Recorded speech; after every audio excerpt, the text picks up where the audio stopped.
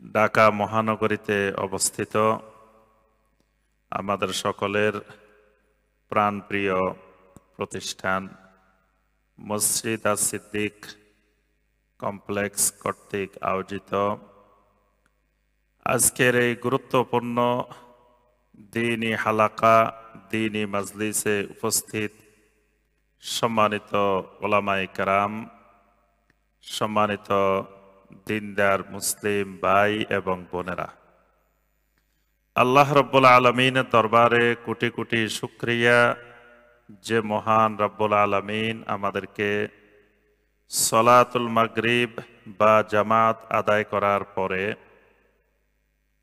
কোরআনে কারীম এবং হাদিসে নববী সাল্লাল্লাহু আলাইহি ওয়াসাল্লামের আলোকে রব্বুল আলমিনের দ্বীনের কিছু গুরুত্বপূর্ণ বিষয়ের উপরে আজকের এই গুরুত্বপূর্ণ দার্সে উপস্থিত হওয়ার পরে সংক্ষিপ্তভাবে দার্স পেশ করার এবং শোনার যে মহান রব্বুল আলমিন আমাদেরকে তৌফিক দিয়েছেন, সে মহান রব্বুল আলমিনের শুকর আদায় করি, সকলে বলি আলহামদুলিল্লাহ। সম্মানিত ভাই ও বোনেরা, আমরা ধারাবাহিকভাবে যেই কিতাবটি থেকে আমরা দার্স পেশ করছি, কিতাবটি হলো আদ-দুরুসুল মুহিম্মা লিআম্মাতিল উম্মাহ। উম্মার আম জনগোষ্ঠীর জন্য, সর্বসাধারণের জন্য গুরুত্বপূর্ণ প্রয়োজনীয় দার্সসমূহ, যে দার্সসমূহ সংকলন করেছেন শায়েখ আব্দুল আজিজ বিন আব্দুল্লাহ বিন বাজ রাহেমাহুল্লাহ। আমরা ইতিপূর্বে দুইটি দার্সে ধারাবাহিক যে বিষয়ের উপরে আমরা দার্স পেশ করেছি সেটি ছিল আরকানুল ইসলাম, ইসলামের আরকান, ইসলামের রোকনের উপরে আমরা দুইটি দার্স ইতিপূর্বে পেশ করেছি। আমরা সকলেই জানি ইসলামের রোকন আছে। কয়টি রোকন আছে ইসলামের? ইসলামের 5টি রোকন আছে। এই 5টি রোকন এমনি আমরা জানি, 5টি রোকন, 5টি বেনা, 5টি খুঁটি আছে, কিন্তু এগুলার যে আবার প্রত্যেকটার রোকন আছে, প্রত্যেকটা শর্ত আছে, এই বিষয়গুলো আমাদের অনেকেরই জানা নেই। এখানে এই দার্সসমূহে এই বিষয়গুলোই আলোচনা করা হয়েছে। আমরা প্রথম দার্সে আলোচনা করেছি যে শাহাদাতু আল্লাহ ইলাহা ইল্লাল্লাহ। এই লা ইলাহা ইল্লাল্লাহর আমরা দুটি রোকন, লা ইলাহা ইল্লাল্লাহর দুটি রোকন সম্পর্কে আমরা আলোচনা করেছি। লা ইলাহা ইল্লাল্লাহর ফজিলত সম্পর্কে আলোচনা করেছি। লা ইলাহা ইল্লাল্লাহর দাবি চাহিদা সম্পর্কে আমরা আলোচনা করেছি। দ্বিতীয় দার্সে এই লা ইলাহা ইল্লাল্লাহর শর্তসমূহ আলোচনা করেছে। অর্থাৎ কেউ শুধু লা ইলাহা ইল্লাল্লাহ বললেই সে জান্নাতে চলে যাবে না, যতক্ষণ না তার এই লা ইলাহা ইল্লাল্লাহ বলাটা শর্ত সহকারে না হয়। এর 8টি গুরুত্বপূর্ণ শর্ত আছে লা ইলাহা ইল্লাল্লাহর। সেই 8টি শর্ত সম্পর্কে আমরা গত দার্সে আলোচনা করেছি। আজকে আমরা আরকানুল ইসলামের বাকি অংশটুকু আলোচনা করব। তো 5টি রোকনের 1 নম্বর যে রোকনটি, সেটি হলো শাহাদাতে আল্লাহ ইলাহা ইল্লাল্লাহ ওয়া আন্না মুহাম্মাদার রাসূলুল্লাহ। এটা হলো ইসলামের 1 নম্বর রোকন। তাহলে শাহাদাতে আল্লাহ ইলাহা ইল্লাল্লাহ সম্পর্কে আমরা মোটামুটি এর আগের দার্সসমূহে আমরা কিছুটা বুঝতে পেরেছি। আজকের প্রথম আলোচনা বয়ানু শাহাদাতে আন্না মুহাম্মাদার রাসূলুল্লাহ, যে মুহাম্মাদুর রাসূলুল্লাহ সাল্লাল্লাহু আলাইহি ওয়াসাল্লাম, এই সাক্ষ্যটি দেওয়ার অর্থ কি? মানে এই সাক্ষ্যটা দিলে একজন মানুষের উপরে এই কালেমার, এই সাক্ষ্যটার চাহিদা কি কি, দাবি কি কি, এই বিষয়টির আলোচনা আর সংক্ষেপে বাকি 4টি আরকান, বাকি 4টি রোকন সম্পর্কে আমরা আলোচনা করব সংক্ষেপে।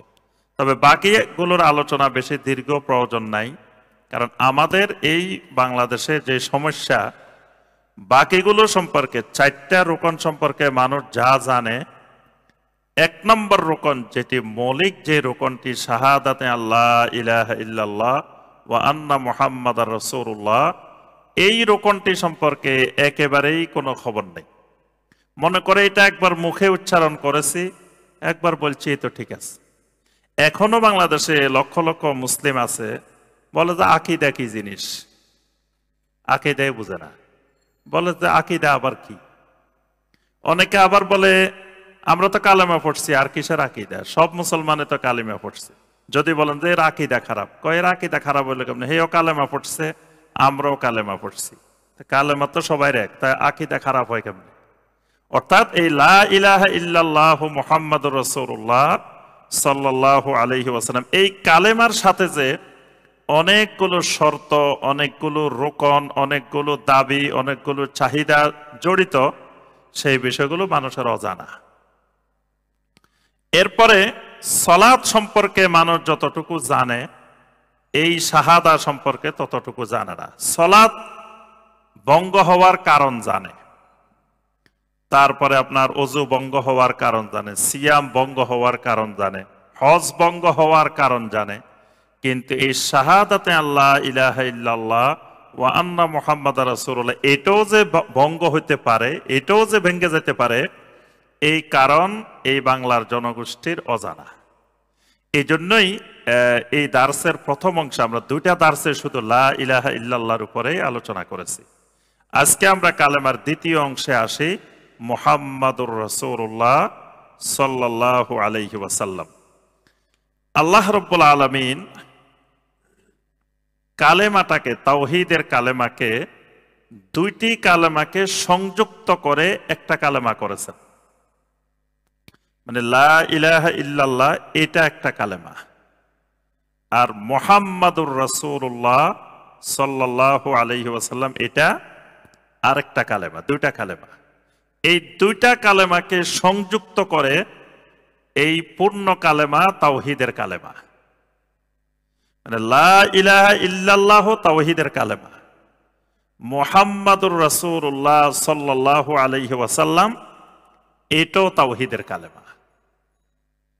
কিন্তু এই বিষয়টা অনেকেই বুঝতে পারে না, এই জন্য একটু ভালো করে বুঝতে হবে। অনেকে বলেন যে লা ইলাহা ইল্লাল্লাহ তো তাওহীদের কালেমা, তো মুহাম্মাদুর রাসূলুল্লাহ সাল্লাল্লাহু আলাইহি ওয়াসাল্লাম এটা আবার তাওহীদের কালেমা হয় কেমনে? এই জন্য দেখবেন অনেকগুলো হাদিসে আছে খালি মান ক্বালা লা ইলাহা ইল্লাল্লাহ দাখালাল জান্নাহ, মান কানা আখিরু কালামিহি লা ইলাহা ইল্লাল্লাহ দাখালাল জান্নাহ। এরকম শুধু লা ইলাহা ইল্লাল্লাহ আছে, ওখানে কিন্তু মুহাম্মাদুর রাসূলুল্লাহ নাই। তো কেউ কেউ মনে করে যে শুধু লা ইলাহা ইল্লাল্লাহ বললেই তো তাহলে সে জান্নাতে চলে যাবে। তারপর আবু তালেবকে নবী সাল্লাল্লাহু আলাইহি ওয়াসাল্লাম বলছেন ইয়া আম্মে কুল লা ইলাহা ইল্লাল্লাহ, সেখানে কিন্তু মুহাম্মাদুর রাসূলুল্লাহ বলেন নাই। অনেকের এখানে প্রশ্ন যে তাহলে তো লা ইলাহা ইল্লাল্লাহ বলাটাই জান্নাতে যাওয়ার জন্য যথেষ্ট। এই ব্যাপারে শাইখ বিন বাজ রাহিমাহুল্লাহ, শাইখ উসাইমিন রাহিমাহুল্লাহ, তারা সকলেই বলেন যে যেখানে হাদিসের মধ্যে যেখানে আসবে লা ইলাহা ইল্লাল্লাহ, সেখানে তার সাথে মুহাম্মাদুর রাসূলুল্লাহ সাল্লাল্লাহু আলাইহি ওয়াসাল্লাম এই বাক্যটা সংযুক্ত থাকবে।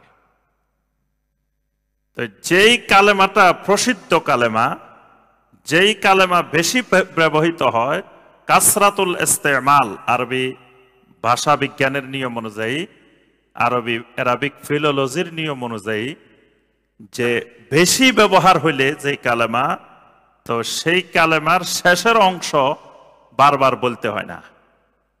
প্রথম অংশ বললে শেষের অংশ অটোমেটিক ধরে নিতে হবে। এটা আরবি ফিলোলজির, আরবিক ভাষা বিজ্ঞানের এটা নিয়ম। এই কারণে যেখানে লা ইলাহা ইল্লাল্লাহ থাকবে হাদিসের মধ্যে, বুঝতে হবে এই লা ইলাহা ইল্লাল্লাহর সাথে মুহাম্মাদুর রাসূলুল্লাহ সাল্লাল্লাহু আলাইহি ওয়াসাল্লাম সংযুক্ত আছে। আচ্ছা, এখন আসেন দুইটা কিভাবে তাওহীদের কালেমা হলো? কারণ লা ইলাহা ইল্লাল্লাহ আল্লাহর তাওহীদের কালেমা, তো মুহাম্মাদুর রাসূলুল্লাহ সাল্লাল্লাহু আলাইহি ওয়াসাল্লাম এটা আবার তাওহীদের কালেমা কেমনে হয়? দুইটাই কিন্তু তাওহীদের কালেমা, তবে তাওহীদের দুইটা দিক। তাওহীদের দুইটা দিক, এটা ভালো করে খেয়াল রাখবেন। তাওহীদের দুইটা দিক, একটা দিক হলো মুরসেল আর একটা দিক হলো মুরসাল। এই জের আর জবরের বেশ কম, এটা মনে রাখবেন। একটা মুরসেল আর একটা মুরসাল। মুরসেল, মুরসেল মানে প্রেরণকারী, যিনি রাসূল পাঠান। মুরসেল হলেন আল্লাহ রাব্বুল আলামিন। আর মুরসাল, যাকে রাসূল হিসাবে পাঠানো হয়েছে।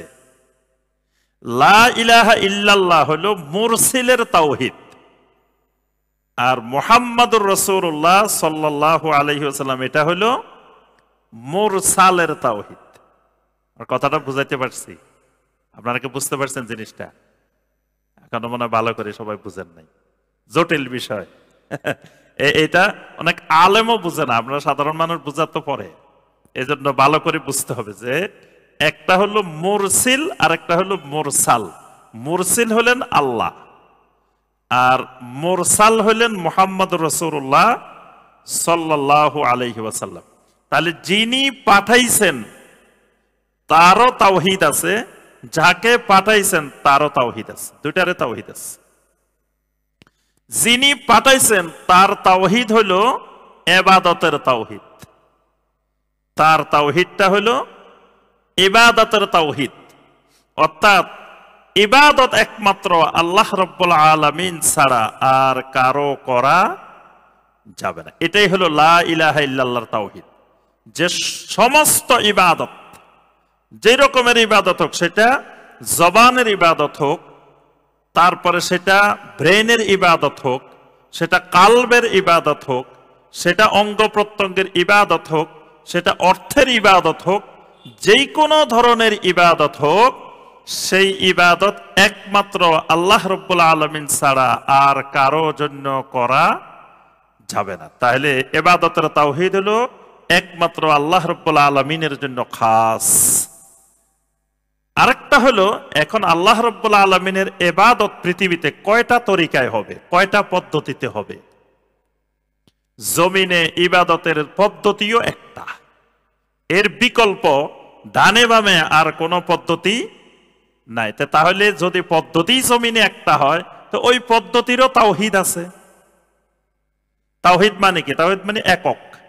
তাহলে যিনি মাবুদ তিনি যেমন একক, মাবুদের ইবাদতের তরিকাও জমিনে একক। এবার কথাটা বুঝে আসছে? এই জন্যই লা ইলাহা ইল্লাল্লাহর সাথে মুহাম্মাদুর রাসূলুল্লাহ সাল্লাল্লাহু আলাইহি ওয়াসাল্লাম সংযুক্ত করা জরুরি। লা ইলাহা ইল্লাল্লাহ মানে আল্লাহর ইবাদতের তাওহীদ, মুহাম্মাদুর রাসূলুল্লাহ সাল্লাল্লাহু আলাইহি ওয়াসাল্লাম মানে ইত্তেবার তাওহীদ। দুটাই তাওহীদ, একটা ইবাদতের তাওহীদ আর একটা ইত্তেবার তাওহীদ। মানে ইত্তেবা মানে আল্লাহ ছাড়া তো ইবাদত কারো করা যাবে না, তাহলে মাবুদ পেয়ে গেছে। এখন আল্লাহর ইবাদতটা কার তরিকায় করব? জমিনে তরিকা কয়টা হবে? একটাই। যেই তরিকাটা, এই তরিকাটা হইতে হবে মুহাম্মাদুর রাসূলুল্লাহ সাল্লাল্লাহু আলাইহি ওয়াসাল্লামের তরিকায়। তাহলে এই তরিকারও তাওহীদ আছে, এটার নাম ইত্তেবার তাওহীদ।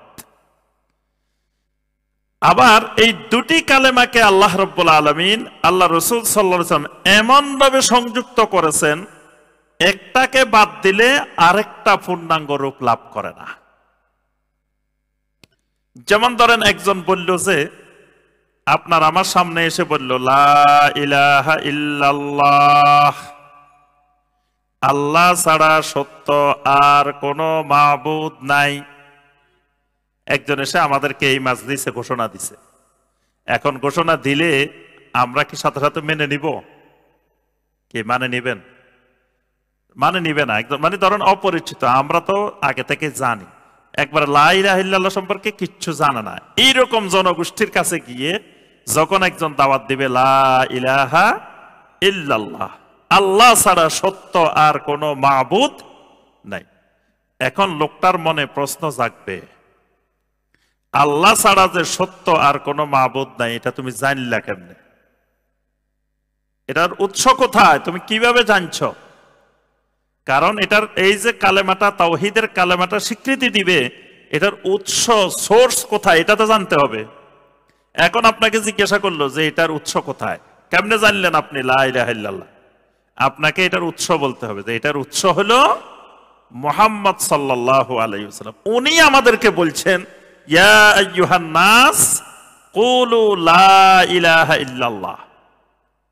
এই মুহাম্মদ সাল্লাল্লাহু আলাইহি ওয়াসাল্লাম তিনি আমাদেরকে বলছেন, হে দুনিয়ার মানুষেরা, তোমরা বলো লা ইলাহা ইল্লাল্লাহ।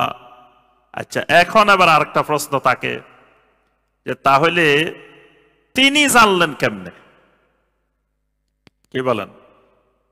মুহাম্মদ সাল্লাল্লাহু আলাইহি ওয়াসাল্লাম তিনিও তো মানুষ, তো তোমরা মানুষ হয়ে জানলা না, তিনি মানুষ হয়ে জানলেন কেমনে? এই জন্য তার নামের সাথে সংযুক্ত করা হয়েছে মুহাম্মাদুর রাসূলুল্লাহ। আমরাও মানুষ, তিনিও মানুষ, কিন্তু আমরা রাসূলুল্লাহ না, তিনি রাসূলুল্লাহ। তাহলে তিনি আল্লাহর পক্ষ থেকে প্রেরিত, তিনি মুরসাল, তিনি রাসূলুল্লাহ, আল্লাহর রাসূল, আল্লাহর দূত। আল্লাহ তাকে পাঠিয়েছেন, বাস। তাহলে আল্লাহ যদি তাকে পাঠান, তাহলে ঠিক আছে, তিনি যে কথা বলছেন, তিনি তো আল্লাহর ব্যাপারে সবচেয়ে বেশি জানেন, আমরা কি জানি? কারণ তাকেই জমিনে আল্লাহ পাঠাইছেন, যাকে পাঠাইছেন উনি বেশি জানেন না আমরা বেশি জানি? তাহলে উনিই জানেন যে লা ইলাহা ইল্লাল্লাহ। তার সাক্ষ্যের উপরে ভিত্তি করে পৃথিবীর মানুষ লা ইলাহা ইল্লাল্লাহ মানবে। মানে লা ইলাহা ইল্লাল্লাহর সোর্স, লা ইলাহা ইল্লাল্লাহর উৎস, লা ইলাহা ইল্লাল্লাহর মাসদার মুহাম্মাদুর রাসূলুল্লাহ সাল্লাল্লাহু আলাইহি ওয়াসাল্লাম। তাহলে মুহাম্মাদুর রাসূলুল্লাহ সাল্লাল্লাহু আলাইহি ওয়াসাল্লাম বাদ দিলে লা ইলাহা ইল্লাল্লাহর সাক্ষ্য পূর্ণ হয় না।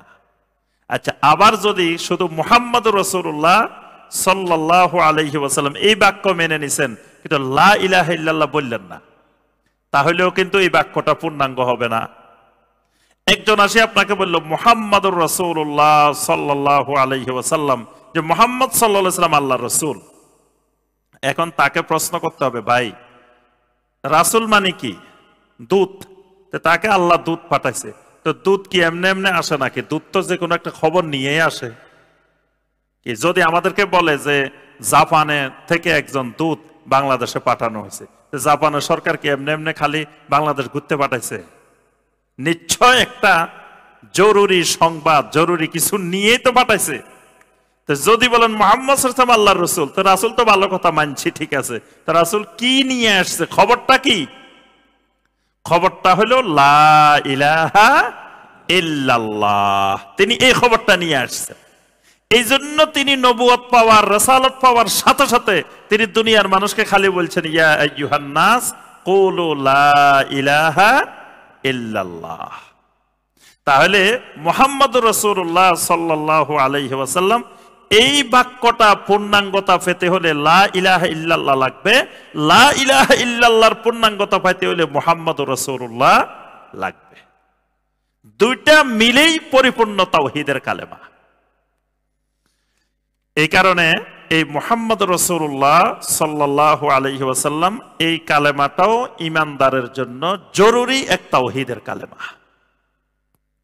আল্লাহ রাব্বুল আলামিন কোরআনে কারিমে সূরা আন-নিসার 64 নম্বর আয়াতে কারিমে আল্লাহ পাক বলেন, ওয়ামা আরসালনা মির রাসূলিন ইল্লা লিয়ুতাআ বিইযনিল্লাহ।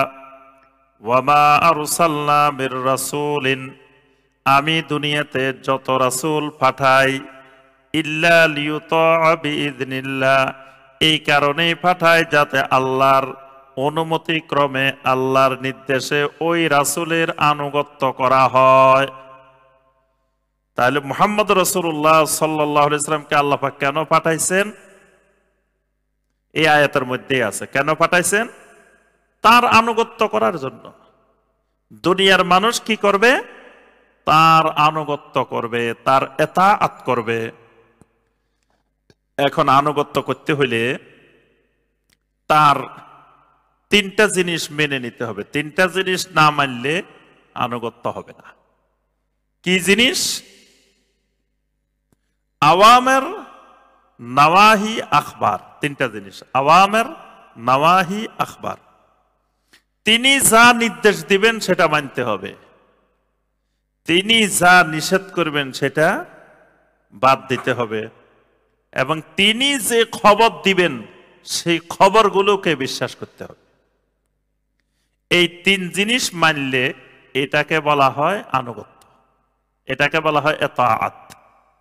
তাহলে এক জিনিস হলো তাআতুহু ফীমা আমারা, মুহাম্মদুর রাসূলুল্লাহ সাল্লাল্লাহু আলাইহি ওয়াসাল্লাম যা নির্দেশ দিবেন সেটার আনুগত্য করতে হবে, সেটা মানতে হবে। ওয়া ইজতিনাবু মা নাহা আনহু ওয়া জাজার, যেটা তিনি নিষেধ করবেন, যেটা থেকে তিনি সতর্ক করবেন, এটা বাদ দিতে হবে, এটা থেকে দূরে থাকতে হবে। আবার তাসদীকুহু ফীমা আখবারা, তিনি যা খবর দিবেন সেটাকে সত্য বলে মেনে নিতে হবে। যেমন তিনি মেরাজের খবর দিয়েছেন, উনি মেরাজে গেছেন, সাহাবায়ে কেরাম সত্যায়ন করছেন, বিশ্বাস করছেন। নবী সাল্লাল্লাহু আলাইহি সাল্লাম যা যা বলছেন, খবর দিছেন, সেটা বিশ্বাস করছেন। যা যা করতে বলছেন সেটা করছেন, যেটা থেকে নিষেধ করেছেন সেটা থেকে বিরত থেকেছেন। এই তিন জিনিস মানলে তখন হবে লিয়ুতা বিইজনিল্লাহ, তিনি মুহাম্মদ রাসূলুল্লাহ সাল্লাল্লাহু আলাইহি সাল্লামকে মেনে নিছেন। মানে যেই লোক এই তিনটা কাজ করবে সেই লোক বোঝা গেল যে মুহাম্মদ রাসূলুল্লাহ সাল্লাল্লাহু আলাইহি সাল্লাম এই কালেমাটা সে মেনে নিছে। তিনটা কাজ কি কি? তিনি যা বলছেন সে তা মেনে নিছে, সেটাই করে। রাসূল যা করতে বলছেন তাই করে, রাসূল যা নিষেধ করছেন সেটা থেকে সে দূরে থাকে। রাসূল যে খবর দিছেন সেই খবরগুলো সে বিশ্বাস করে, তাসদীক করে, তাহলে সে এই কালেমা মেনে নিছে। যে রাসূলের নির্দেশ মানে না, নিষেধ থেকে দূরে থাকে না, খবরগুলো বিশ্বাস করে না, সে এই কালেমার এই দ্বিতীয় অংশ মেনে নেয় নাই। তাহলে কালেমার দ্বিতীয় অংশের দাবি কয়টা? তিনটা। কালেমার দ্বিতীয় অংশের দাবি হলো তিনটা, যে মুহাম্মদ রাসূলুল্লাহ সাল্লাল্লাহু আলাইহি সাল্লাম যা বলছেন সেটা করতে হবে, যা নিষেধ করছেন সেটা থেকে দূরে থাকতে হবে, তিনি আমাদেরকে যা জানিয়েছেন, খবর দিয়েছেন, সেই খবরগুলোকে পরিপূর্ণরূপে বিশ্বাস করে নিতে হবে। এই তিনটা জিনিস মেনে নিলে তিনটা জিনিসের একটা রেজাল্ট বের হবে, সেটার নাম আল মুতাবাআহ। মানে আল্লাহর যত ইবাদত আছে, কোন ইবাদত তার তরিকা, তার পদ্ধতি ছাড়া অন্য কোন তরিকায়, অন্য কোন পদ্ধতিতে করা যাবে না। অন্য কোন পদ্ধতিতে যদি কেউ করে তার অর্থ হইল সে নবী সাল্লাল্লাহু আলাইহি সাল্লামকে মেনে নিতে পারে নাই, যেভাবে মানার দরকার ছিল সেইভাবে মানতে পারে নাই। এজন্য বেদাত যে করে, সে প্রথম নম্বর বেদাতের ক্ষতিকর দিক হইল সে কালেমা থেকে সরে আসছে, সে কালেমার উপরে নাই। কারণ কালেমার উপরে কেউ যদি থাকে তো সে কখনো বিদআত করতে পারে না, কারণ সে প্রতিশ্রুতিবদ্ধ, সে আল্লাহর যত ইবাদত করবে সব মুহাম্মদুর রাসূলুল্লাহ সাল্লাল্লাহু আলাইহি ওয়াসাল্লামের তরিকায় করবে, পদ্ধতিতে করবে। এই পদ্ধতির বাহিরে সে কোনো ইবাদত বন্দেগী করতে পারে না। যদি করে তার অর্থ হলো সে মুহাম্মদুর রাসূলুল্লাহ সাল্লাল্লাহু আলাইহি ওয়াসাল্লামকে পরিপূর্ণ রূপে মেনে নিতে পারে না। নবী সাল্লাল্লাহু আলাইহি ওয়াসাল্লাম ইবাদত যা শিখেছেন এটাকে সে যথেষ্ট মনে করতেছে না। নবী সাল্লাল্লাহু আলাইহি ওয়াসাল্লাম যে পদ্ধতিতে জিকির শিখাইছেন এই জিকিরকে সে জিকির মনে করতেছে না, এটাকে পরিপূর্ণ জিকির মনে করতেছে না। এই জন্য সে নতুন নতুন জিকির আবিষ্কার করতেছে, নতুন নতুন ইবাদত, নতুন নতুন আমল আবিষ্কার করতেছে। এটার বেদাতের প্রথম ক্ষতিকর দিক, সে কালেমার অংশ পরিপূর্ণ মেনে নিতে পারে না। দ্বিতীয়ত যে বিষয়টি খেয়াল রাখতে হবে সেটি হলো নবী সাল্লাল্লাহু আলাইহি ওয়াসাল্লাম কোনো কিছু আমাদের কাছে গোপন রাখেন নাই। আল্লাহ রাব্বুল আলামিনের কাছ থেকে যা এসেছে সব তিনি আমাদের কাছে পৌঁছাই দিয়েছেন। সুতরাং বাতেনি কোনো বিষয়, গোপনীয় কোনো বিষয় ইসলামের ভিতরে নাই। যদি কেউ বাতেনিতে বিশ্বাস করে তার অর্থ হলো নবী সাল্লাল্লাহু আলাইহি ওয়াসাল্লাম তার দায়িত্ব পালনে খেয়ানত করছেন। নাউজুবিল্লাহ। তিনি সব জিনিস পৌঁছান নাই। কিছু জিনিস আলীর কাছে গোপন রাখছেন, কিছু জিনিস অমুকের কাছে গোপন রাখছেন, কিছু জিনিস অমুকের কাছে রাখছেন, সব জিনিস উম্মতের কাছে পৌঁছান নাই। এই বিশ্বাস কুফরি বিশ্বাস। এজন্য কেউ যদি মনে করে যে কোরআনে কারিমের কিছু অংশ জাহেরি কিছু বাতেনি, তারপর এলেম কিছু জাহেরি এলেম কিছু বাতেনি, এটা কুফরি আকীদা, এটা শিরকি আকীদা। কোরআন এবং সুন্নাহ যত ইলম আছে সমস্ত ইলম নবী সাল্লাল্লাহু আলাইহি ওয়াসাল্লাম প্রকাশ করে দিয়েছেন। আল্লাহ পাক কোরআনে কারিমে সূরা আন-নূরের 54 নম্বর আয়াতে বলছেন, ওয়ামা আলার রাসূল ইল্লাল বালাগ, আমার রাসূলের দায়িত্বই হলো বালাগ, পৌঁছিয়ে দেওয়া। এবং নবী সাল্লাল্লাহু আলাইহি ওয়াসাল্লাম বিদায় হজের ভাষণের পরে সাহাবায়ে কেরামকে জিজ্ঞাসা করেছেন, হাল বাল্লাগতু, আমি কি তোমাদের কাছে সব পৌঁছাই দিয়েছি? সাহাবায়ে কেরাম বলছেন, বালা ইয়া রাসূলুল্লাহ, হে আল্লাহ রাসূল সাল্লাল্লাহু আলাইহি ওয়াসাল্লাম, আপনি সব কিছু আমাদের কাছে পৌঁছাই দিয়েছেন। যদি কিছু বাতেনি থাকতো, গোপন থাকতো, বলতেন না সব তো পৌঁছান নাই, কিছু তো গোপন রাখে দিয়েছেন। কিন্তু সাহাবায়ে কেরাম বলছেন সব পৌঁছাই দেওয়া হয়েছে। আল্লাহ রাব্বুল আলামিন কিয়ামতের ময়দানে সকল নবী রাসূলকে এই প্রশ্নটা করবেন, কোন নবী রাসূলকে বাদ দিবেন না, যে হাল বাল্লাগতা, তুমি কি তোমার দায়িত্ব যথাযথভাবে পৌঁছাই দিয়েছিলে? এই প্রশ্নটা সকল নবীকে করা হবে। এই জন্য নবী সাল্লাল্লাহু আলাইহি ওয়াসাল্লাম উম্মত থেকে সাক্ষ্য নিয়ে নিছেন। সাক্ষ্য নেওয়ার পরে নবী সাল্লাল্লাহু আলাইহি ওয়াসাল্লাম বলেন, আল্লাহুম্মা শাহাদ, আল্লাহুম্মা শাহাদ, আল্লাহুম্মা শাহাদ, সালাসান, তিনবার বলছেন, আল্লাহ আপনি সাক্ষ্য থাকেন, আল্লাহ আপনি সাক্ষী থাকেন, আল্লাহ আপনি সাক্ষী থাকেন, আমি আমার উম্মতের কাছে সব পৌঁছাই দিয়েছি। নূহ আলাইহিস সালাম কিয়ামতের ময়দানে নূহ আলাইহিস সালামকে আল্লাহ পাক জিজ্ঞাসা করবেন, হাল বাল্লাগতা, সব পৌঁছাইছো? নূহ আলাইহিস সালাম বলবেন, বাল্লাগতু ইয়া রাব্বাল আলামিন, সব পৌঁছাইছি। তার উম্মতদেরকে জিজ্ঞাসা করবেন আল্লাহ পাক, তোমরা কি সব পাইছো? দাওয়াত সব পৌঁছছে তোমাদের কাছে? তখন নূহ আলাইহিস সালামের উম্মতরা বলবেন, মা আতানা মিন নাযির, আরে আমরা তো জীবনে নবী রাসূল চোখে দেখিনি, কোনদিনে তো একজন নবীও আমাদের কাছে আসে নাই, রাসূলে আসে নাই, কোন সতর্ককারী আমাদের কাছে আসে নাই। যদি আসতো তো আমরা আজকে সব জান্নাতি হয়ে যেতাম, সব দিনদার হয়ে যেতাম, সালেহীন হয়ে যেতাম। নূহ আলাইহিস সালাম বলতেছেন পৌঁছাইছি, তাও 1 বছর 2 বছর,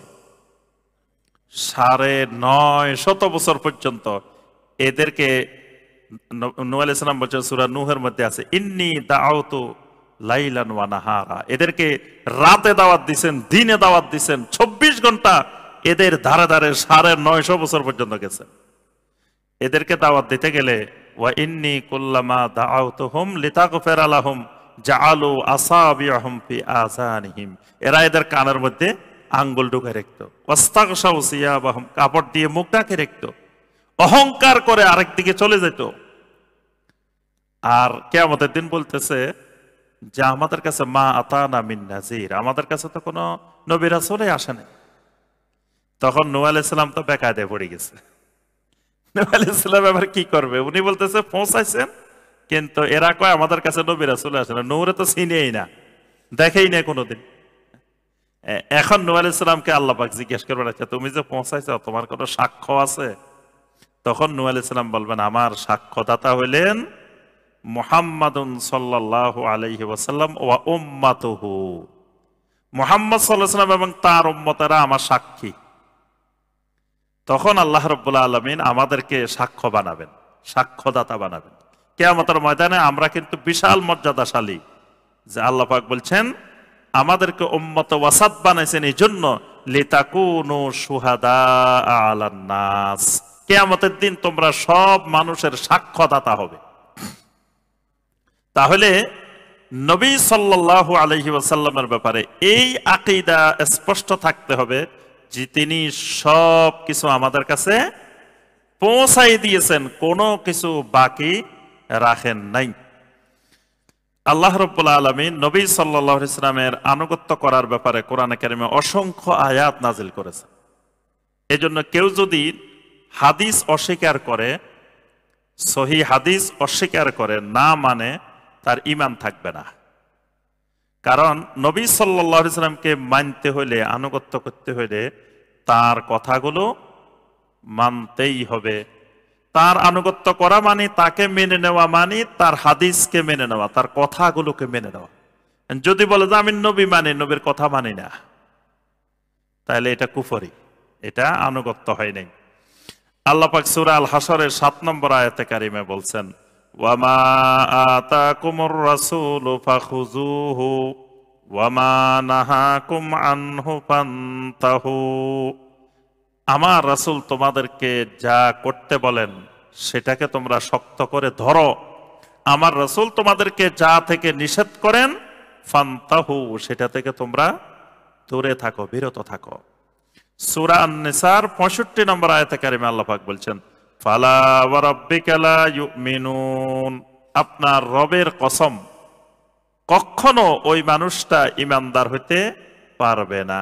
হাত্তা ইউহাক্কিমুকা ফীমা শাজারা বাইনাহুম, তাদের কোনো মতবিরোধের বিষয়ে আপনি যখন ফয়সালা করে দিলেন, সুম্মা লা ইয়াজিদু ফি আনফুসিহিম হারাজাম মিম্মা কাদাইতা, আপনি যেই ফয়সালাটা করেছেন এই ব্যাপারে তাদের মনের মধ্যে কোনো ধরনের সংশয় যদি রাখে, ওয়ায়ুসাল্লিমু তাসলিমা, আপনার সিদ্ধান্তের সামনে যদি সে মেনে না নিতে পারে, সিদ্ধান্তের সামনে আত্মসমর্পণ করতে না পারে, তা আপনার রবের কসম সেই লোক ঈমানদার হইতে পারে না। তাহলে নবী সাল্লাল্লাহু আলাইহি সাল্লামের সিদ্ধান্তের সামনে, হাদিসের সামনে যদি কেউ আত্মসমর্পণ না করে, আল্লাহ পাক বলেন ফালা ওয়া রাব্বিকা লা ইউমিনুন, এরা ঈমানদার হইতেই পারে না। এখানে আল্লাহ পাক ফতোয়া দিয়ে দিয়েছেন সরাসরি। সূরা আল আহজাবের 36 নম্বর আয়াতে কারিমায় আল্লাহ পাক বলেন, ওয়ামা কানা লিমুমিনিন ওয়ালা মুমিনাতিন ইযা কাদাল্লাহু ওয়া রাসূলুহু আমরান আন ইয়াকুনা লাহুমুল খিয়ারাতু মিন আমরিহিম, কোন মুমিন নারী, কোন মুমিন পুরুষ, আল্লাহ পাক আলাদা আলাদা করে বলছেন, লিমুমিনিন ওয়ালা মুমিনাতিন, একবার বললেই হইতো, তাও আল্লাহ পাক আলাদা করছেন, লিমুমিনিন ওয়ালা মুমিনাতিন, কোন মুমিন পুরুষ, কোন মুমিন নারীর জন্য এটা বৈধ নয়। ইদা কাদাল্লাহু ওয়া রাসূলুহু আমরান, আল্লাহ এবং তার রাসূল যখন কোন সিদ্ধান্ত দিবেন, কোন ফয়সালা দিবেন, আইয়াকুনা লাহুমুল খিয়ারাতু মিন আমরিহিম, তাদের নির্দেশ মানবেন কি মানবে না এই এখতিয়ার কোন মুমিন পুরুষেরও নাই, নারীরও নাই। আল্লাহর সিদ্ধান্ত এবং আল্লাহর রাসূলের সিদ্ধান্ত। তাহলে এই জন্য লা ইলাহা ইল্লাল্লাহর সাথে মুহাম্মাদুর রাসূলুল্লাহ, সিদ্ধান্ত কিন্তু আল্লাহরও রাসূলেরও, দুইটাই বলছেন, কাদাল্লাহু ওয়া রাসূলুহু। কোরআনে কারিমে 3 জায়গায় আল্লাহ পাক রাসূলকে একসাথে বলছেন। এক জায়গা হলো ঈমান, যেখানে আল্লাহর উপরে ঈমান আনতে বলছেন সেখানেই দেখবেন রাসূলের উপরে ঈমান আনতে বলছেন, আমিনু বিল্লাহি ওয়া রাসূলিহি, ঈমান আনো আল্লাহর প্রতি এবং তার রাসূলের প্রতি। আরেকটা হলো মহব্বত, ভালোবাসার ক্ষেত্রে, আহাব্বা ইলাইকুম মিনাল্লাহি ওয়া রাসূলিহি, আল্লাহ এবং রাসূলের মহব্বতের চাইতে যদি অন্য কারো মহব্বত বেশি হয়, তো এই মহব্বতের ক্ষেত্রে, ভালোবাসার ক্ষেত্রে আল্লাহ এবং রাসূল একসাথে বলছেন। আরেকটা হলো ইতাআত, আনুগত্য, আতিউল্লাহ ওয়া আতিউর রাসূল ওয়া মান ইউতিউল্লাহ ওয়া রাসূলাহু ফাকাদ ফাযা ফাওজান আযীমা। ওয়া মান ইউতিউল্লাহ ওয়া রাসূলাহু, আল্লাহর আনুগত্য, রাসূলের আনুগত্য, আনুগত্যের সাথে আল্লাহর সাথে রাসূলকে একসাথে বলছেন। এখানেও আল্লাহ রাব্বুল আলামিন বলছেন, আল্লাহ এবং রাসূলের ফয়সালা হইলে কোন মুমিন পুরুষ আর নারীর এখতিয়ার নাই, সে মানবে কি মানবে না। সূরা আন-নিসার 80 নম্বর আয়াতে কারিমে আল্লাহ পাক বলছেন, মাই ইউতিউর রাসূল ফাকাদ আতা আল্লাহ, যে ব্যক্তি আমার রাসূলের আনুগত্য করবে সে আমি আল্লাহরই আনুগত্য করবে। বর্তমানে কেউ কেউ বলেন, কিছু কিছু বিভ্রান্ত মানুষ পথহারা মানুষ বলেন যে আল্লাহরও হুকুম মানবেন, রাসূলেরও হুকুম মানবেন, এটা তো শিরিক হয়ে যাবে। নাউযুবিল্লাহ, কত বড় জঘন্য বেয়াদবি কথা যে হুকুম মানবেন তো খালি আল্লাহর। এবং কোরআনে কারীমের কিছু আয়াত দিয়ে দলিল দেয়, ইনিল হুকমু ইল্লা লিল্লাহ, যে হুকুম হবে কার? একমাত্র আল্লাহর। তোকে আল্লাহরও হুকুম মানবেন আবার রাসূলেরও হুকুম মানবেন, তো দুইজনের হুকুম মানা হয়ে গেছে না? নাউযুবিল্লাহ, মানে হাদিস অস্বীকার করার জন্য এটারে দলিল বানাইছে, যে বলে যে আল্লাহর হুকুমে না মানবেন, রাসূলের হুকুম মানবেন কেন? আল্লাহ রাব্বুল আলামিন কোরআনে কারিমে, সে যদি কোরআন মানে, কোরআনে কারিমে আল্লাহ পাক বলছেন সূরা আন-নাসার ৮০ নম্বর আয়াতে, মাই ইউতিইর রাসূলা ফাকাদ আতা আল্লাহ, কেউ যদি আমার রাসূলের আনুগত্য করে সে আমি আল্লাহরই আনুগত্য করি। অর্থাৎ রাসূলের হুকুম মানা মানে রাসূলের না, এটা আল্লাহরই হুকুম। আল্লাহর হুকুমটা রাসূল দেখাই দিছেন, রাসূল এটা বাস্তবায়ন করছেন, এটার বাস্তব নমুনা দেখাই দিছেন, কিন্তু হুকুম হলো আল্লাহ। সূরা আলে ইমরানের ৩১ নম্বর আয়াতে কারিমে আল্লাহ পাক বলেন, কুল ইন কুনতুম তুহিব্বুনাল্লাহা ফাত্তাবিউনি ইউহিব্বুকুমুল্লাহ, যদি তোমরা আল্লাহকে মহব্বত করো, আল্লাহকে ভালোবাসো, তাহলে তোমাদের করণীয় হলো ফাত্তাবিউনি, আমার রাসূলের ইত্তেবা, অনুসরণ, আমার রাসূলের ইত্তেবা করো। ইত্তেবা করলে ইউহিব্বুকুমুল্লাহ, আল্লাহ রাব্বুল আলামিনও তোমাদেরকে মহব্বত করবেন, ভালোবাসবেন। সুবহানাল্লাহ, আল্লাহর একটা বড় সিফাত, আল্লাহ রাব্বুল আলামিন ভালোবাসেন। ভালোবাসা এটা একটা গুণ, এটা সিফাত। আল্লাহ পাক মানুষের ভিতরেও এই মহব্বতের গুণটা দিছেন। আল্লাহ নিজেরও সিফাত, আল্লাহও ভালোবাসেন, মহব্বত করেন। এই মহাব্বা, আল্লাহর সাথে কিন্তু এশকে করা যাবে না, আল্লাহ এবং রাসূলের সাথে এশকে করা যাবে না, করতে হবে কি? মহাব্বত, ভালোবাসা, প্রেম করা যাবে না। কিন্তু বাঙালিরা আল্লাহ এবং রাসূলের সাথে প্রেম করে, গান গায়, প্রেম খেলা খেলে আল্লাহর সাথে রাসূলের সাথে। এবং বাংলাদেশের সব আশেকে রাসূল, মানে রাসূলের সাথে এশকে করে, প্রেম করে, রাসূলের প্রেমিক। নাউযুবিল্লাহ, প্রেমের ভিতরে কোনো লিমিটেশন নাই, সীমাবদ্ধতা নাই, মহব্বতের সীমাবদ্ধতা আছে। আর মহব্বতের যে 10টা স্তর, সেখানে এশক হলো 7ম স্তর। এই 7ম স্তরে মানুষ যখন পৌঁছে তখন তার হিতাহিত জ্ঞান থাকে না। এই জন্য ইসলামে এই মহব্বত হারাম, এশকে হারাম। কিন্তু সে হারাম মহব্বত বাংলাদেশের মানুষেরা করে। এই জন্য বাংলাদেশের মানুষ নবী সাল্লাল্লাহু আলাইহি ওয়াসাল্লামের সাথে প্রেম করতে যায়, নবী সাল্লাল্লাহু আলাইহি ওয়াসাল্লাম কেন্দ্রিক অসংখ্য শিরক এবং বেদাত আবিষ্কার করছে। কারণ প্রেম করতে গেলে লিমিটেশন থাকে না। যেমন আমরা আমাদের আব্বা আম্মা বোন এদেরকে কি করি? মহব্বত করি। আম্মাকে আমরা মহব্বত করি, ভালোবাসি। আমাদের বোনকে ভালোবাসি, মেয়েকে ভালোবাসি, প্রেম করি না। আমরা কি বোনকে বলি তোমার সাথে আমি প্রেম করি? ভালোবাসি, প্রেম করি না। কিন্তু স্ত্রীর সাথে কি করি? প্রেম করি। স্ত্রীকে বলতে পারবে না আমি তোমার সাথে প্রেম করি, আমি তোমার প্রেমিক, বলা যাবে না? কি মানে বলা যাবে না? আপনারা বলা যাবে না। বরং এটা ইবাদত, সওয়াবের কাজ প্রেম করা।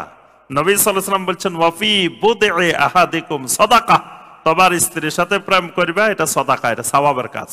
সাহাবায়ে কেরাম একটু একটু মুস্কি মুস্কি হাসে, কয় এটাও সওয়াবের কাজ।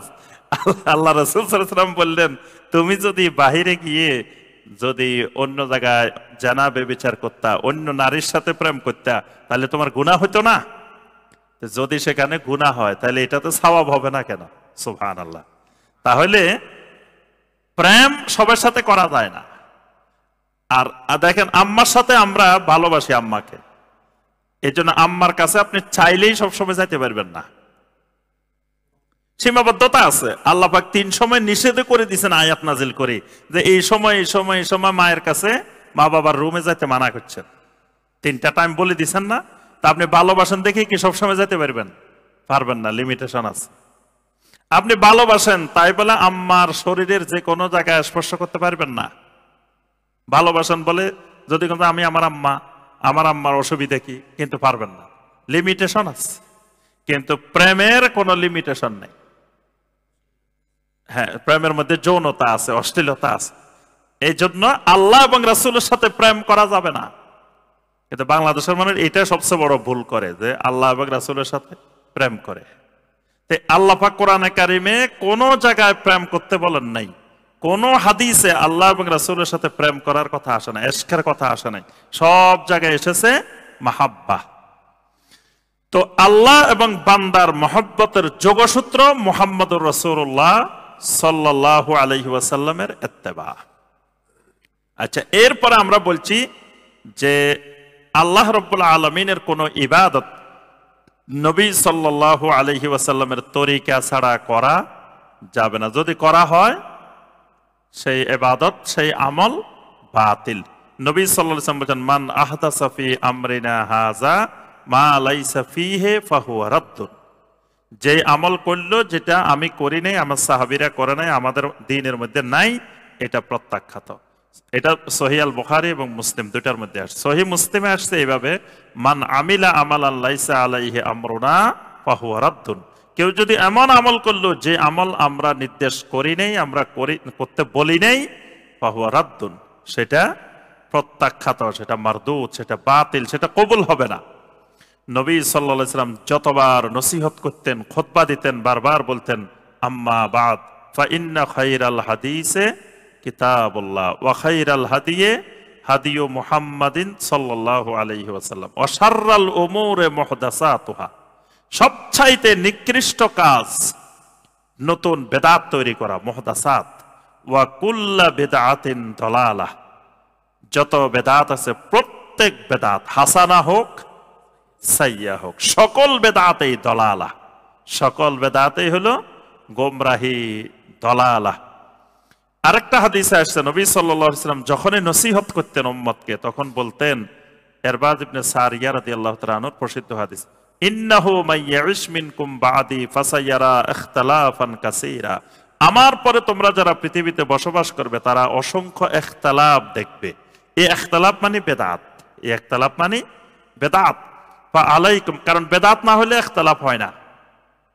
যখন কেউ সুন্নতের বাহিরে অন্য তরিকা বানাবে তখনই ইখতিলাফ হবে, সুন্নতের ভিতরে ইখতিলাফ হয় না। যখন ইখতিলাফ মানে বেদাত বানাইছে। নবী সাল্লাল্লাহু আলাইহি ওয়াসাল্লাম বলেন, ফা আলাইকুম বিসুন্নতি ওয়া সুন্নাতিল খুলাফাইর রাশিদিন আল মাহদিয়্যিন। তখন তোমাদের কর্তব্য আমার সুন্নত এবং খুলাফায়ে রাশিদিনের সুন্নতকে শক্ত করে দৃঢ়ভাবে ধারণ করবে। তামাসসাকু বিহা ওয়া আদ্দু আলাইহা বিন নওয়াজিস, এবং মাড়ির দাঁত দিয়ে শক্ত করে ধরবে। ওয়া ইয়্যাকুম ওয়া মুহদাসাতিল উমুর, খবরদার নতুন নতুন বানানো থেকে সাবধান। ফা ইন্না কুল্লা মুহদাসাতিন বিদআহ, কারণ যত নতুন আকীদা ইবাদত বানানো হবে সব হবে বিদআহ। ওয়া কুল্লা বিদআতিন দালালা, সকল বেদাত হবে দলালা। কোরআনে কারিমে সূরা আল মুলকের 2 নম্বর আয়াতে আল্লাহ পাক বলছেন, আল্লাযী খালাকাল মাউতা ওয়াল হায়াতা লিয়াবলুয়াকুম আইয়ুকুম আহসানু আমালা। আল্লাহ পাক হায়াত আর মওত সৃষ্টি করেছেন কি জন্য? লিয়াবলুয়াকুম আইয়ুকুম আহসানু আমালা, তোমাদের মধ্যে কে কে আহসান আমল করেন। এই আয়াতের তাফসিরে ফুদাইল বিন আয়াজ রাহিমাহুল্লাহ তিনি বলেন যে আহসানু আমালার অর্থ হলো আখলাসু ওয়া আসওয়াবু আমালা। আহসান আমালের অর্থ হলো আখলাসু ওয়া আসওয়াবু আমালা। তখন সবাই জিজ্ঞাসা করলো, আচ্ছা আখলাসু ওয়া আসওয়াবু এটার অর্থ কি, আমরা তো বুঝলাম না। তখন ফুদাইল বিন আয়াজ রাহিমাহুল্লাহ বললেন, ইন্নাল আমালা ইজা কানা খালিসান ওয়া লাম ইয়াকুন সাওয়াবান লাম ইউকবাল। কোন আমল খালেস ভাবে হয়েছে কিন্তু সওয়াব ভাবে হয় নাই, সঠিকভাবে হয় নাই, সেটা কবুল হবে না।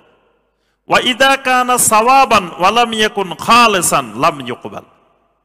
কোন আমল সঠিকভাবে হয়েছে কিন্তু খালেস ভাবে হয় নাই, সেটাও কবুল হবে না। অর্থাৎ একটা আমল কবুল হতে হলে দুটা জিনিস থাকতে হবে, একটা হলো খালেস আর একটা হলো সাওয়াব। খালেস মানে মা কানা লিল্লাহ, মানে যেটা আল্লাহর জন্য হবে, একমাত্র আল্লাহর জন্য, সেটাকে বলা হয় খালেস।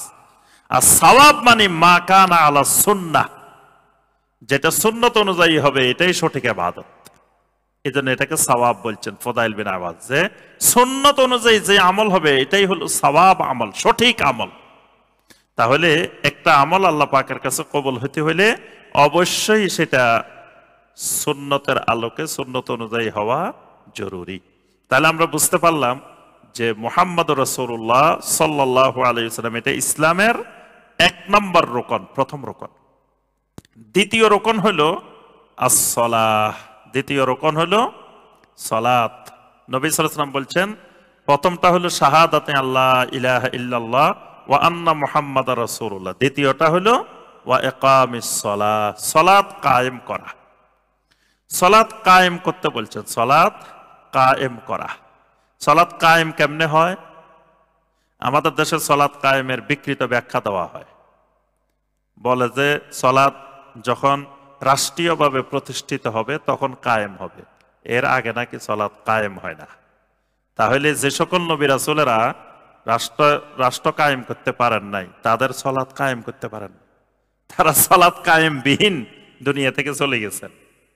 আর পৃথিবীর যেখানে ইসলামী রাষ্ট্র না, ইন্ডিয়ার মুসলমানেরা সারা জীবন চেষ্টা করলেও সালাত কায়েম করতে পারবে না। তারপরে যেসব অমুসলিম দেশে আছে আমেরিকাতে, ওইসব মুসলমানেরাও কোনোদিন সালাত কায়েমের সুযোগ পাবে না, কারণ সালাত কায়েমের যদি এই ব্যাখ্যাই সঠিক হয়। সালাত কায়েম বলতে কি বোঝানো হয়, যুগে যুগে আহলুল ইলমেরা বর্ণনা করেছেন। সালাত কায়েম মানে হলো যেই সালাতটা হবে দায়েমান, মানে যিনি সালাত আদায় করে নিয়মিত, মাঝে মাঝে করে মাঝে মাঝে ছেড়ে দেয়, এটাকে সালাত কায়েম বলে না। শুক্রবারে আদায় করে আর অন্য দিন আদায় করে না, এই শুক্রবারে যেটা আদায় করে এটার নাম সালাত কায়েম না।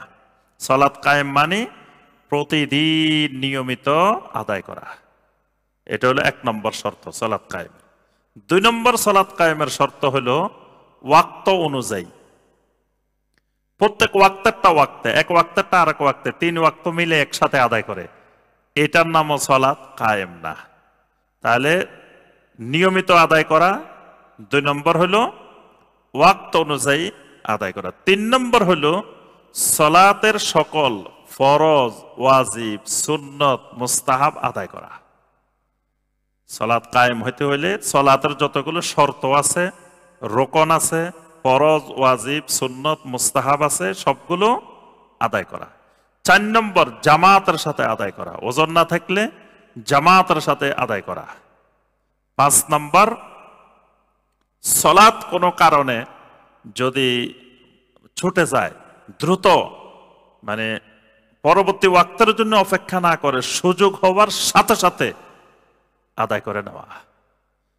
বেশি বেশি সুন্নত নফল সালাত আদায় করা, এটার নাম হলো ইকামাতুস সালাহ, এটার নাম হলো ইকামাতুস সালাহ। এইভাবে যে সালাত আদায় করবে, যার খুজু সহকারে, এই সালাতের নাম হবে ইকামাতুস সালাহ। সালাতটা বাকি 3টার সাথে সালাতের কিছু তফাত আছে। বাকি 3টার সাথে, মানে ইসলামের রকম তো 5টা। প্রথমটা শাহাদাতে আল্লাহ ইলাহা ইল্লাল্লাহ ওয়া আন্না মুহাম্মাদার রাসূলুল্লাহ, দ্বিতীয়টা ইকামাতুস সালাহ। বা এরপরে যে 3টা, ওই 3টা আর ইকামাতুস সালাহর একটা পার্থক্য আছে।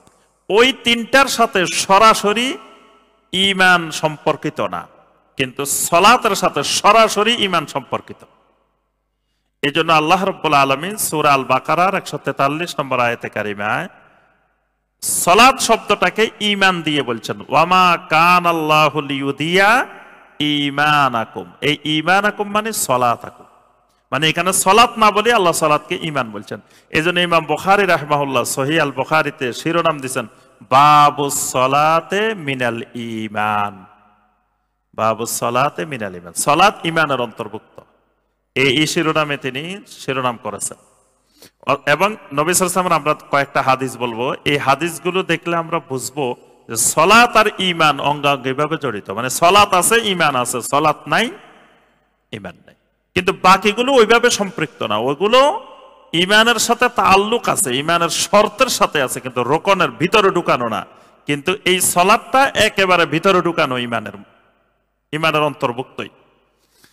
আচ্ছা, সালাতের ব্যাপারে আল্লাহ রাসূল সাল্লাল্লাহু আলাইহি ওয়াসাল্লাম বলেন, মান হাফাজা আলাইহা কানাত লাহু নূরান ওয়া বুরহানান ওয়া নাজাতান ইয়াউমাল কিয়ামা।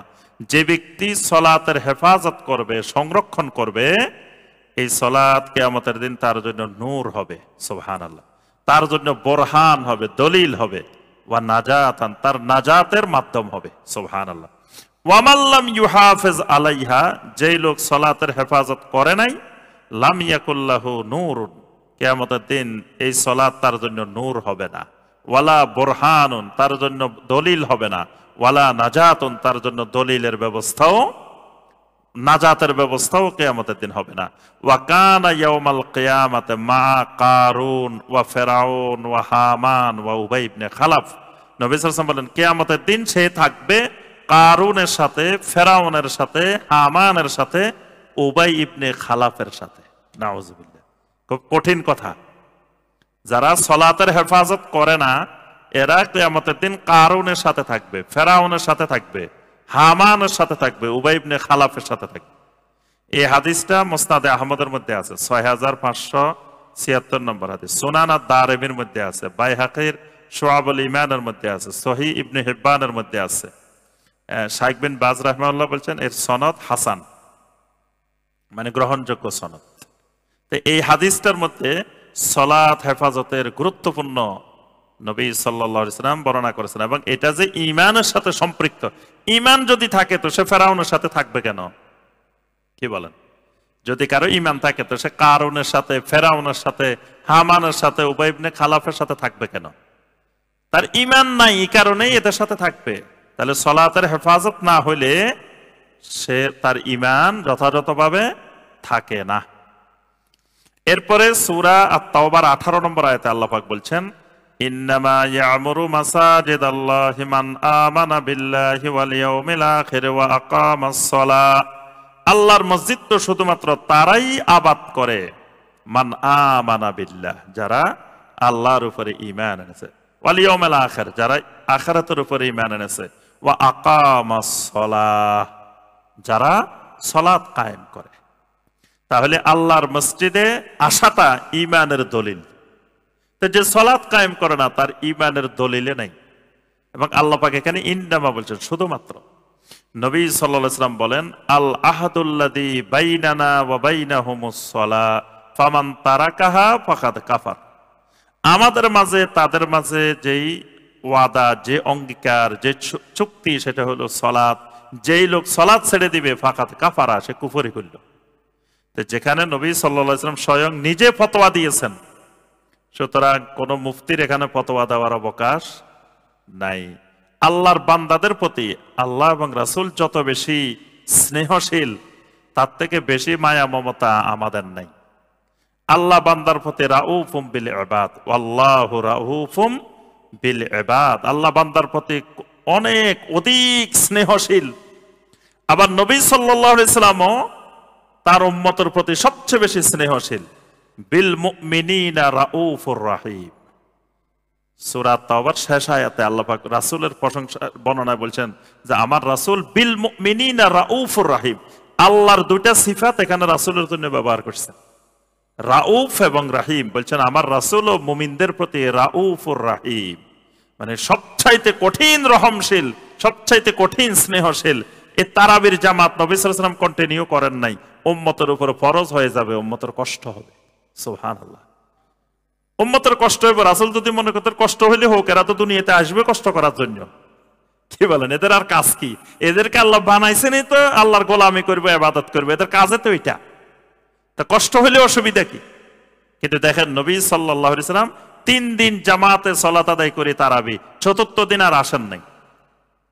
নবী সাল্লাল্লাহু আলাইহি ওয়াসাল্লাম বলেন, তোমরা যে আসছো, তোমরা যে বসে আছো, আমি সব জানি, সব খবর আছে, কিন্তু আমি জেনে শুনেই আসি নাই।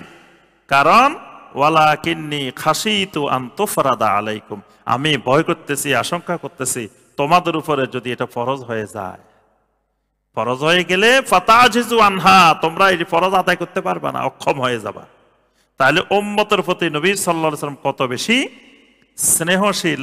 এখন উম্মতের প্রতি যদি তার থেকে আমরা আরো বেশি স্নেহ হয়ে যাই, তার অর্থ হলো এখানে ভেজাল আছে। এখন আমরা সালাত ছাড়ি দিলে কুফরি বলতে রাজি হই না। কারণ কুফরি বললে সমাজের সব মাদ্রাসা চালায় বেনামাজি, সব মসজিদ চালায় বেনামাজি, যত বেশি বেশি হাদিয়া দেবে নামাজি, দাওয়াত দেবে নামাজি। এখন আমরা যদি ফতোয়া দেওয়া শুরু করি তো সব বন্ধ হয়ে যাবে। কবে মিয়া কাফেরের টাকা দিয়ে মসজিদ চালাইবা কেন, কাফেরের টাকা দিয়ে মাদ্রাসা চালাইবা কেন, টাকা পয়সা সব বন্ধ। এই জন্য বেশি স্নেহশীল, কয় না না নামাজ না পড়লে কাফের হয় না, নামাজ না পড়লে কুফরি হয় না। আল্লাহ বলতেছেন কুফরি, আল্লাহ রাসূল বলতেছেন কুফরি, কিন্তু বান্দা কুফরি বলতে, আমরা কুফরি বলতে খুব কষ্ট হয় যে না এটাকে কুফরি বলা যাবে না, এটা কুফরি না। এখানে নবী সাল্লাল্লাহু আলাইহি ওয়াসাল্লাম স্পষ্ট বলছেন ফামান তারাকাহা ফাকাদ কাফারা, যে সালাত ছেড়ে দিছে সে কুফরি করছে। এখানে নবী সাল্লাল্লাহু আলাইহি ওয়াসাল্লাম ব্যাখ্যা দেন নাই যে সে কি আপনার এনকার করে ছেড়ে দিছে না এনকার ছাড়া ছেড়ে দিছে, এটার ব্যাখ্যা দেন নাই। আমরা এর মধ্যে ভিতরে যোগ করছি, কই যে না যদি সে এনকার করে ছাড়ি দে, মানে সে সালাত ফরজ এটা মানে না, তাহলে কাফের হবে। মানে রাসূলের কথারে আমরা ব্যাখ্যা দিচ্ছি যে এইভাবে যে হ্যাঁ, যে যদি সে অস্বীকার করে তাহলে কাফের, অস্বীকার না করলে করে। তো সে যদি অস্বীকারে না করে তো সে পড়ে না কেন? নিশ্চয় তার ভিতরে ওই আনকার তৈরি হয়ে গেছে, এই কারণে সে পড়ে না। এই জন্য নবী সাল্লাল্লাহু আলাইহি ওয়াসাল্লাম বলেন ফামান তারাকাহা ফাকাদ কাফার। কিয়ামতের ময়দানে আল্লাহ পাক সর্বপ্রথম হিসাব নেবেন বান্দার কিসের? সালাত। সালাতের হিসাব যদি ঠিক হয় ফাকাদ আফলাহা ওয়া আনজাহা, সে পাস করে যাবে, সে সফল। যদি হিসাব ঠিক মতো না দে তাহলে খাবা ওয়া খাসেরা, সে ক্ষতিগ্রস্ত হয়ে যাবে, ফেল করে যাবে। আল্লাহ পাক কোরআনে কারিমে সালাতের নির্দেশ যত বেশি দিবেন অন্য কোন ইবাদতের নির্দেশ এত বেশি দেন নাই। বারবার বলছেন ওয়া আকিমুস সালাতা ওয়া আতুজ যাকাত, ওয়া আকিমুস সালাতা ওয়া আতুজ যাকাত, হাফিজু আলাস সালাওয়াত। তারপরে বলছেন ইন্নাস সালাতা কানাত আলাল মুমিনিনা কিতাবাম মাওকুতা ওয়া আমুর আহলাকা বিস সালাত। তোমরা শুধু সালাতই হলে হবে না, নামাজি হলে হবে না, পরিবার পরিজনকেও সালাতের নির্দেশ দাও। আবার জাহান্নামে যাওয়ার এক নম্বর কারণ বলা হয়েছে মুসল্লি না হওয়া। সূরা আল মুদ্দাসসিরের 42-43 নম্বর আয়াত, মা সালাকাকুম ফি সাকার ক্বালু লাম নাকু মিনাল মুসাল্লিন। জাহান্নামীদেরকে জিজ্ঞাসা করা হবে কি কারণে তোমরা সাকারে এসেছো, জাহান্নামে এসেছো। তারা বলবে লাম নাকু মিনাল মুসাল্লিন, আমরা তো মুসল্লি ছিলাম না। তাহলে আমরা বুঝতে পারলাম যে সালাত ইসলামের একটি গুরুত্বপূর্ণ রোকন ইমানের পরে। 3 নম্বর যে রোকনটি সেটি হলো আয-যাকাত। যাকাত মানে হলো পবিত্রতা, পবিত্র করা, তাজকিয়া করা। তো যাকাতের মাধ্যমে 2টা তাজকিয়া হয়, একটা ব্যক্তির অন্তরের তাজকিয়া হয়, পরিশুদ্ধ হয়, আর একটা সম্পদের পরিশুদ্ধি হয়। পৃথিবীতে মানুষের স্বাভাবিক অভ্যাস, মানুষ সম্পদ কাউকে দিতে চায় না, সম্পদের প্রতি আকর্ষণ এটা স্বভাবজাত, আল্লাহ পাকের ফিতরাতগত বান্দার থাকে। বান্দা যখন সম্পদের চাইতে আল্লাহকে বেশি ভালোবাসে তখন বান্দার কাছে সম্পদ কিছুই মনে হয় না, সব দিয়ে দিতে রাজি হয়ে যায়। যতক্ষণ আল্লাহর মহব্বত বাড়বে না ততক্ষণ বান্দা দিতে রাজি হবে না। এজন্য বান্দা যখন দান করে তখন বান্দার অন্তর পবিত্র হয়ে যায়। আর যে সম্পদটা আছে তার সম্পদের মধ্যে ময়লা জমে, এটাতে 1 বছরের মধ্যে অনেক ময়লা জমি যায়। এই যাকাতের মাধ্যমে এই ময়লাটা দূরীভূত হয়ে যায়। এই জন্য আল্লাহ রাব্বুল আলামিন কোরআনে কারিমে এটাকে বলছেন যে খুয মিন আমওয়ালিহিম সাদাকাহ তুতাহহিরুহুম ওয়া তুযাক্কিহিম বিহা। তাদের সম্পদ থেকে সাদাকা নাও, এটার দ্বারা তাদেরকে পরিশুদ্ধ করো, তাদেরকে পবিত্র করো।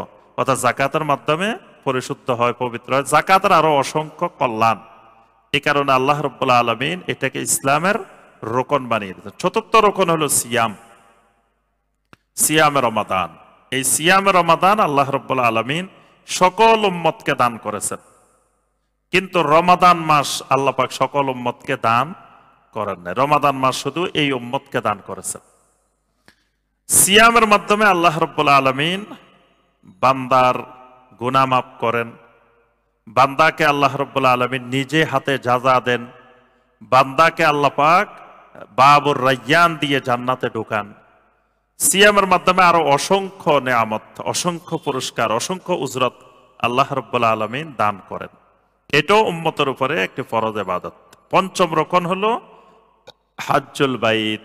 যাদের সামর্থ্য আছে আল্লাহ রাব্বুল আলামিনের ঘরে হজ করা, এটি যার স্বাভাবিক খরচের বাহিরে অতিরিক্ত আল্লাহর ঘরে যাওয়া আসার মতো সামর্থ্য থাকবে, তার উপরে আল্লাহ রাব্বুল আলামিন এই হজ্জে বাইতুল্লাহকে ফরজ করে দিয়েছে। হজ্জে বাইতুল্লাহর পরেই দিন পরিপূর্ণ হওয়ার ঘোষণা আসছে। এই জন্য সূরা আল মায়েদার 3 নম্বর আয়াত এটা নাজিল হয়েছে আরাফার ময়দানে। যখন বিদায় হজ কমপ্লিট হয়েছে তখন আল্লাহ বলছেন আল ইয়াউমা আকমালতু লাকুম দীনাকুম, আজকের দিনে তোমাদের জন্য তোমাদের দিনকে পরিপূর্ণ করে দিলাম। এই জন্য যার সামর্থ্য আছে তার হজ পালন করা না পর্যন্ত তার মধ্যে দিনের পূর্ণতা আসে নাই। এই জন্য হজ ফরজ হওয়ার সাথে সাথে যত দ্রুত সম্ভব হজ করে ফেলার চেষ্টা করতে হবে। বসে থাকা যাবে না, যে বয়স হোক, বৃদ্ধ হই, হজ ধরে রাখার বয়স হোক, এই আশায় বসে থাকা যাবে না। এই জন্য যুবক বয়সে হজ করাটাই উত্তম, কারণ হজের কাজগুলো এমন, এই কাজগুলো শারীরিক অনেক শক্তি লাগে। যত আধুনিক হোক কিন্তু তারপরেও এখানে শক্তির ব্যাপার আছে। পাথর মারতে গেলে যত আধুনিক হোক অনেক দূর হাঁটতে হয়, অনেক দূর হেঁটে হেঁটে যেতে হয়।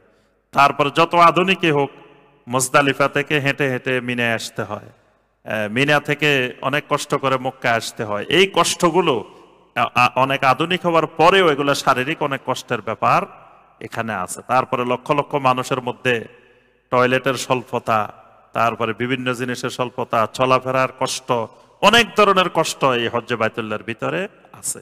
এই জন্য আল্লাহ পাক যাদেরকে যখন সামর্থ্য দেন সাথে সাথে হজ্জে বাইতুল্লাহর কাজটা করে ফেলা উচিত। আল্লাহ রাব্বুল আলামিন আমাদের সবাইকে যেই আরকানুল ইসলাম, ইসলামের রোকনগুলোর উপর আমরা আলোচনা শুনলাম, আল্লাহ পাক আমাদেরকে ইসলামের এই রোকনগুলো যথাযথভাবে আদায় করার তৌফিক দান করুন। আল্লাহ রাব্বুল আলামিন আমাদের সবাইকে হজ্জে বাইতুল্লাহ সঠিকভাবে সম্পাদন করার তৌফিক দান করুন। সিয়ামে রমাদান, সিয়ামের সকল নেয়ামত ফাদায়েল আল্লাহ পাক লাভ করার তৌফিক দান করুন। ঈদের সলাতের শেষ বৈঠকে ওযু ভঙ্গ হলে করণীয় কি? ঈদের সলাতের শেষ বৈঠকে যদি ওযু ভঙ্গ হয়ে যায়, এখানে আহলুল ইলমদের থেকে দুইটি মত আছে। একটা মত হলো সে ওযু করবে, ওযু করে পরবর্তীতে 2 রাকাত একা একা সলাত আদায় করে নিবে। কারণ শেষ বৈঠকে ওযু ভঙ্গ হইলে তো সলাত ভঙ্গ হয়ে গেছে। তো ঈদের সলাত একা একা হয় না, কিন্তু সে যেহেতু জামাত পাইছে, পরে আর জামাত হবে না, সে ওযু করে আবার একা একা 2 রাকাত পড়ে নিতে পারে। আবার অনেক আহলুল ইলমের মত হলো না, সে আর ঈদের সলাত আদায় করবে না, কারণ ঈদের সলাত জামাত শর্ত, জামাত জরুরি। যেহেতু জামাত নাই সে আর সলাত আদায় করবে না। এজন্য জমহুর আহলুল ইলমদের মত হলো তার আর ঈদের সলাত আদায় করা জরুরি না, কারণ ঈদের সলাত সুন্নতে মুআক্কাদা। যারা বলছেন ঈদের সলাত ওয়াজিব, তাদের মতে এটার কাজা করতে হবে। আর যারা বলছেন যে সুন্নতে মুআক্কাদা, এটার আর কাজা করার দরকার নেই। এজন্য জমহুর আহলুল ইলম বিশুদ্ধ মত হলো এটা সুন্নতে মুআক্কাদা, এটা ওয়াজিব না।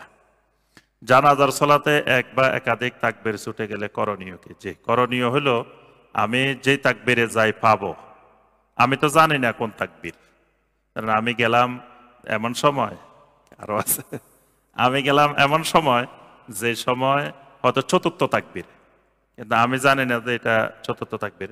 তা আমি যে তাকবীরে শরীক হব এটা আমার প্রথম তাকবীর, যেটাতে শরীক হব এটা প্রথম তাকবীর। ইমামের হয়তো এটা 3য় হতে পারে, 4র্থ হতে পারে। আমি এই তাকবীর বলার পরে আমি সূরা আল ফাতিহা পড়বো, ইমাম যেটাই পড়ুক আমি পড়বো সূরা আল ফাতিহা। তারপরে ইমামের সাথে আরেকটা পাইলাম, তারপরে আমি দরুদ পড়বো, মানে যে কয়টা পাই। এরপরে যখন দেখলাম ইমাম সালাম ফিরে ফেলছে, আমি সালাম ফিরাবো না, না ফিরাই আমার যে তাকবীরগুলো বাকি আছে একবার সংক্ষেপে দ্রুত ওই তাকবীরগুলোর সাথে দোয়াগুলো পড়ে সালাম ফিরাবো, মানে একটু বিলম্ব করে বাকি কাজগুলো করে নিতে হবে। ইফতারের 1 বা 2 মিনিট পূর্বে মহিলাদের হায়েস শুরু হলে ওই সিয়াম হবে কি? 1-2 মিনিট তো এইভাবে হয় না। এটা কি কেউ হিসাব রাখে যে 1 মিনিট আগে 2 মিনিট আগে হয়েছে? মিনিমাম তার হয়তো সূর্য ডুবার আগে হয়েছে, তো সূর্য ডুবার আগে হইলে ওই দিনের সিয়াম ভেঙে যাবে। ওই দিনের সিয়ামটা তাকে পরবর্তীতে অবশ্যই কাজা করতে হবে। আর সূর্য ডুবার পরে হইলে তো ওই দিনের সিয়াম হয়ে গেছে। যদি বলছেন 1 মিনিট 2 মিনিট, এই 1 মিনিট 2 মিনিট যদি সূর্য ডুবে নাই এরকমই হয়, তাহলে বুঝতে হবে যে তার ওই দিনের সিয়াম ভেঙে গেছে। আমি সরকারি কর্মচারী, আমি আমার জিপিএফ প্রতি মাসে সর্বনিম্ন হারে টাকা জমা রাখি। সরকার কর্তৃক ওই টাকা থেকে সুদ বা প্রফিট দিয়ে থাকেন, হুজুর ওই সুদ অর্থাৎ জিপিএফ কর্তৃক সুদ গ্রহণ করা যাবে কিনা বলবেন। জি, এখানে আপনি যে বিষয়টা বলছেন সেটা হলো যেটা বাধ্যতামূলক সেটা জমা রাখেন। তো যেটা বাধ্যতামূলক এটা জমা রাখবেন, নিজের থেকে ইচ্ছা করে অতিরিক্ত আর জমা রাখা যাবে না। আর যেটা সর্বনিম্ন যেমন 10% বা সর্বনিম্ন যেটা সেটা রাখবেন। রাখার পরে এখান থেকে যে প্রফিট হবে এই প্রফিট নেওয়া যাবে না, কারণ এই প্রফিট সুদ, এবং ওখানে লেখাই থাকে স্পষ্ট যে আপনার মূল জমাকৃত টাকা এত, সুদ হয়েছে এত। সুদটা জমাকৃত টাকা আছে আরো বেশিও হয়ে যায়। তো এই লোভ সবাই সামলাইতে পারে না, সবাই এবার এটারে হালাল বানানোর চেষ্টা করে, বলে যে এটা তো আমি চাকরি করছি, আমার শ্রমের কারণে দিছে, এই কারণে দিছে, ওই কারণে দিছে, মানে বিভিন্ন যুক্তি দাঁড় করায়। কিন্তু যত যুক্তি দাঁড় করাক ওইটা স্পষ্ট যারা দিছে তারাও বলতেছে সুদ, লেখাও আছে সুদ। সুতরাং এটাকে জায়েজ বানানোর কোনো পন্থা নাই। আমরা যারা রমজানের শেষ দশকে ওমরা এবং মসজিদুল হারামে এতেকাফ করার প্রস্তুতি নিচ্ছি, বাংলাদেশ থেকে একদিন পরে প্রথম রোজা শুরু হওয়ার কারণে একটি রোজা কমে যাচ্ছে, আর যদি সৌদি আরবে কোনো কারণে 29 রোজা হয় সেক্ষেত্রে আমাদের 2টি রোজা কমে যাবে, অর্থাৎ 28টি রোজা হবে। বাংলাদেশ থেকে রোজা শুরু এবং সৌদি আরবে শেষ করার কারণে এই ক্ষেত্রে আমি কি সৌদি আরবের চাঁদ দেখাকে সঠিক মনে করে সৌদির সাথে মিল রেখে বাংলাদেশ থেকে প্রথম রোজা শুরু করতে পারবো কিনা, শরীয়তে তা জায়েজ হবে কিনা? সুন্দর প্রশ্ন, গুরুত্বপূর্ণ বিষয়। সেটা হলো আপনি যখন রমজান শুরু হয় তখন যদি বাংলাদেশে থাকেন তাহলে বাংলাদেশ ইসলামিক ফাউন্ডেশন বাংলাদেশে সরকারিভাবে যেদিন সিয়ামের ঘোষণা হবে সেদিন সিয়াম শুরু করবেন। সৌদি আরবের সাথে আপনার সিয়াম শুরু করার দরকার নাই, বাংলাদেশে যেদিন শুরু হবে সেদিনই শুরু করবেন। শুরু করার পরে আপনি শেষ দিকে ওখানে গেছেন, যাওয়ার পরে আপনি দেখলেন যে ওখানে আপনার সিয়াম হয়েছে আপনার 29, আপনার হয়েছে 28। আপনি ওই ঈদের দিন অতিবাহিত হওয়ার পরে আপনি আরেকটা সিয়াম অতিরিক্ত রাখবেন, কারণ সিয়াম 29-এর কমে হয় না। এজন্য আপনি পরবর্তীতে একটা সিয়াম পালন করতে হবে, কিন্তু ওইটা আগে থেকে শুরু করা যাবে না। এখান থেকে যে আমি কমে যাইব, বাড়ি যাইব, এইসব চিন্তা করে আপনি এখান থেকে শুরু করতে পারবেন না। এটা ওখানে গিয়ে যদি এরকম পরিস্থিতি হয়, দেখেন যে 29 হয়েছে, আপনার একটা কমে গেছে, তাহলে পরবর্তীতে ওই একটা কাজা করে নেবেন। আচ্ছা, সৌদির যেদিন শুক্রবার বাংলাদেশেও সেদিন শুক্রবার, সৌদির সাথে মিল রেখে একই দিনে 3 ঘন্টা আগে বাংলাদেশের জুমা সালাত পড়তে যদি সমস্যা না হয় তাহলে সৌদির চাঁদ দেখাকে সঠিক মনে করে একই দিনে 3 ঘন্টা আগে রোজা শুরু করা অথবা ঈদ করাতে শরীয়তের বাধা আছে কিনা? জি, বাধা আছে, অবশ্যই বাধা আছে। শুক্রবার হলো সূর্যের সাথে সম্পর্কিত, শুক্রবারের হিসাব সূর্যের সাথে সম্পর্কিত হিসাব, কিন্তু সিয়ামের হিসাব সূর্যের সাথে না। সিয়ামের হিসাবটা হলো চাঁদের সাথে, তাহলে দুইটা ভিন্ন জিনিস। শুক্রবার শনিবারের যে হিসাব এটা সূর্যের সাথে সম্পর্কিত হিসাব, আর সিয়ামের যে হিসাব এটা চাঁদের সাথে সম্পর্কিত হিসাব।